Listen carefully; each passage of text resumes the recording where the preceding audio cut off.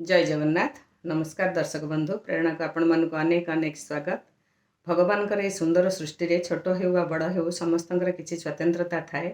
यही वार्ता को नहीं मोर आज कविता मु परा झरा शेफाड़ी। कवितार भिडियोटी शेष पर्यंत देखिए। मु परा झरा शेफाड़ी दिवालोके नाही मोर स्थान, प्रभु भावग्राही केबे शुण नाही जेते कले अभिमान। सुंदर सृष्टि सृजिछ तुमे आहे विश्व कारीगर, तुम्भ निर्देश दिवानिशी हुए तुम्भे प्रभु परात्पर। सूर्य चंद्र तारा तुम्भरी आज्ञारे बरसंती ज्योति राशि, तुम्भरी कलिका शोभा विकासंती उठंती आनंदे हसी। कि दोष करिली ए दशा विहिल मते कल निशी गंधा, निशारे फुटिकी वृंतच्युत हेबी कि विचित्र नीति बंधा। शुभ्र सुंदर कोमलांगीटे मु भूमिरे पतित हुए, निशब्द रात्रिर जाग्रत प्रहरी तुम पथ चाहि रहे।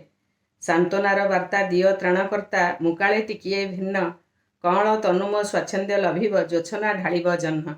मन को बुझाई रहुअछि साई तुम पदे प्रणिपात, देइछ सुगंध वितरिबा पाई मर्ते आसिले सरत। भाद्रव आश्विन दिशे शोभावन निर्मल नभवन, मह मह मोर सुबास स्रोतरे सुबासित समीरण।